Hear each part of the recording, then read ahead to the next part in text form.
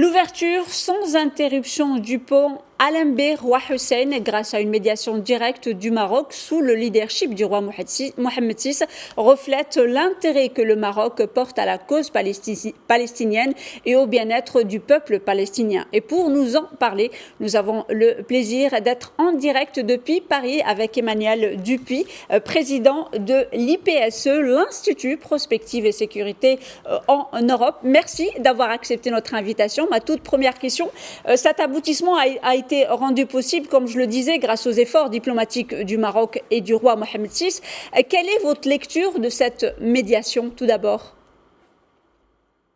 Déjà, c'est une médiation qui réussit, donc c'est important de le mettre en avant. C'est une médiation qui permet à cet ouvrage, qui est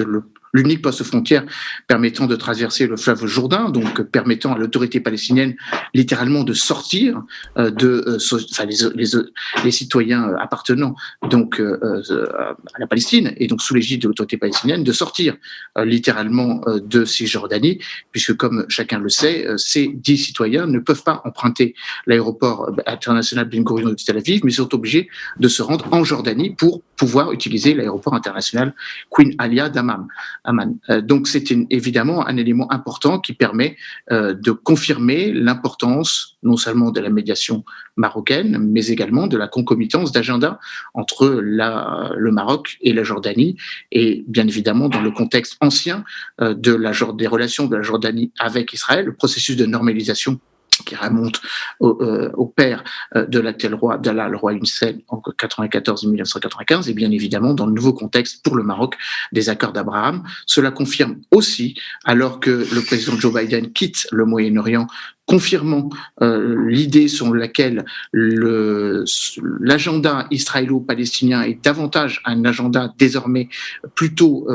palestinien sans Israël, ou en tout cas un agenda qui est déconnecté de l'agenda israélien, et cela confirme l'idée selon laquelle les Américains sont d'une certaine façon un petit peu en retrait sur la nécessité d'œuvrer à l'obligation ou la perspective d'avoir 2 États en territoire et palestinien et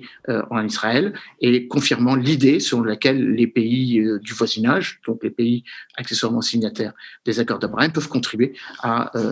singulièrement être et rester aux côtés de l'autorité palestinienne, alors même que, comme je le confirmais, la visite de Joe Biden et en Cisjordanie et en Israël, puis au sommet du Conseil de coopération de Golfe, plus 3, plus la Jordanie, plus l'Irak et l'Égypte, tend à confirmer que les États-Unis se désintéressent, ou en tout cas se désimpliquent davantage de ce dossier. Est-ce que vous pouvez nous rapprocher un peu plus donc de l'impact de la réouverture donc du pont Alain B, et corrigez-moi, je pense que le pont a été fermé donc à cause du Covid et ça a été maintenu concrètement. Qu'est-ce que ça va changer dans la vie des Palestiniens et comment la réouverture de ce pont pourrait améliorer les conditions de vie des Palestiniens ? Comme je le répète, les Palestiniens vont pouvoir sortir de Cisjordanie pour pouvoir se rendre à l'étranger. C'est la raison même de ce poste frontière, donc entre l'autorité palestinienne et la Jordanie, avec cette double capacité donc de la communauté internationale de veiller à ce que les produits manufacturés, les biens et les personnes puissent sortir de la Cisjordanie, donnant l'impression qu'évidemment la perspective d'un État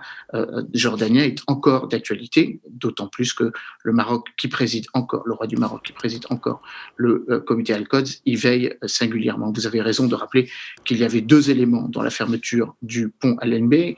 donc le poste frontière, la zone douanière du poste frontière, donc du pont Al-Enbé qui traverse donc le Jourdain, à la fois l'impact de la pandémie, mais bien évidemment aussi la mauvaise volonté de la part de l'État d'Israël, avec le précédent gouvernement Netanyahou, un peu minoré avec l'arrivée au pouvoir de Yair Lapid